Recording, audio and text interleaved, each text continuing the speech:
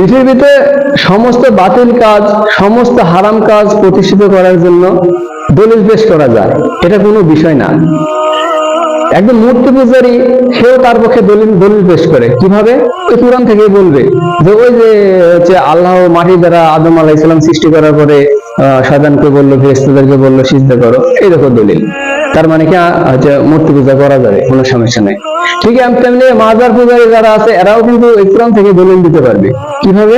ওই যে বলবে যে এই যে ঈসা আলাইহিস সালামের ভাইয়েরা ঈসা আলাইহিস সালামকে সিজদা করেছিল, এই যে মাজারে সিজদা করা যাবে, কোনো সমস্যা নেই। তাহলে দেখুন এটারও দলিল দিয়ে যাচ্ছে।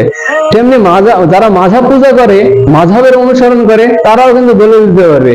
ওই যে বলবে যে ওই যে কোরআনে বলতেছে যে যারা জ্ঞানী তাদেরকে জিজ্ঞেস করো। তাহলে এখন দেখুন সমস্ত কিছুরই দলিল পাওয়া যাচ্ছে।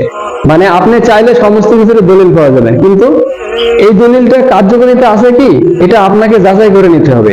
অর্থাৎ আমি বলতে চাচ্ছি ভালো মন্দ সবই আছে, কিন্তু আপনাকে যাচাই করে দেখতে হবে। যে দলিল হচ্ছে যে আপনাকে দেখতে হবে রাসূল সাল্লাল্লাহু আলাইহি ওয়াসাল্লাম করেছে কিনা, আল্লাহ আদেশ দিয়েছেন কিনা। যদি আল্লাহ আদেশ দিয়ে থাকে যে মাযহাবের অনুসরণ করা যাবে, করবেন। যদি দেয়া থাকে মূর্তি পূজা করা যাবে, করবেন, সমস্যা নাই। রাসূল সাল্লাল্লাহু আলাইহি ওয়াসাল্লাম যদি ওই যে মাজার করার কথা বলে থাকে, মানুষকে সিজদা করার কথা যদি বলে থাকে, করবেন, এবং করে থাকলে করবেন। এইভাবে আপনাকে দলিল বুঝতে হবে। ইসলামের সূত্র হচ্ছে রাসূল সাল্লাল্লাহু আলাইহি ওয়াসাল্লামকে দিয়ে আপনাকে বুঝতে হবে।